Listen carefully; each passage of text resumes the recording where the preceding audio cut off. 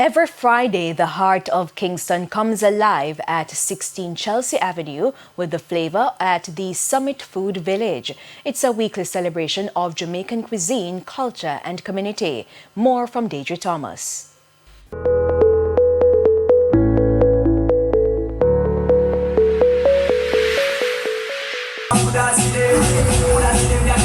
Watch them now. The scent of jerk chicken fills the air as people sway to the rhythm, drinks in hand, while dominoes slam loudly on these tables. This is the unmistakable vibe of Summit Friday's Food Village and Poolside Lyme, a high-energy, culture meets commerce Friday night event that has been making the city come alive since 2023. Kevin Donaldson is the director. We wanted to create a space that persons after work and stressful time can come and relax and just enjoy themselves. So what we saw is that Jamaicans like to eat, they like to chat with their friends, they like to party, right? So we brought all of those elements together and created the food village with a poolside Lyme. What was once a shuttered hotel that was at the pinnacle in its heyday has been transformed into a business hub. With over $25 million invested, the space now hosts more than 15 food vendors each week. We have French cuisine through Tea Tree. We have Chinese through Flaming Wok. We have seafood from Helsha through Screeches. We have bulby soup. We have rib cage. We have Mexican churros. The area also doubles as a venue for several other business places and creative events throughout the week. Security is tight, the atmosphere is welcoming, and the returns are real as the venture is seeing a consistent profit. I can tell you that on a Friday, millions flow through this place. Millions. And we do this event twice a week.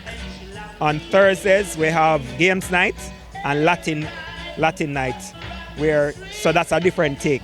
And Fridays is the party and the food village.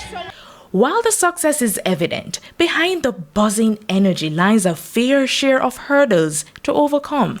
Convincing people that this was a worthwhile venture. So I had to convince my business partners to support it. I had to convince the vendors. I had to convince the patrons. We have to give thanks. Without the patrons, this don't make sense, right? So I think the hardest hurdle was getting people here.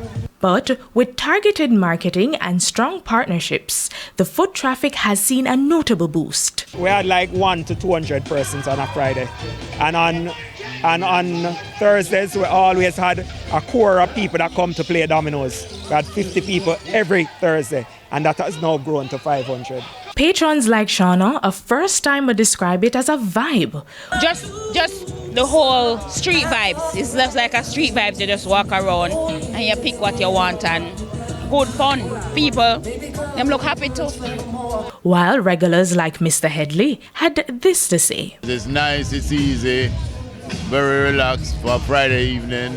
You get to enjoy the atmosphere, eat whatever kind of food you like, and it's just a nice feeling to unwind on a Friday evening. Gazing into the future, Mr. Donaldson's goals are nothing short of ambitious. So for the food village itself, the goal is to get to 25 vendors and create a more comfortable space for everybody. That's the goal. Improve the parking, improve the customer engagement, and just make the space somewhere you want to be all the time. For the Business Review, I'm Deidre Thomas.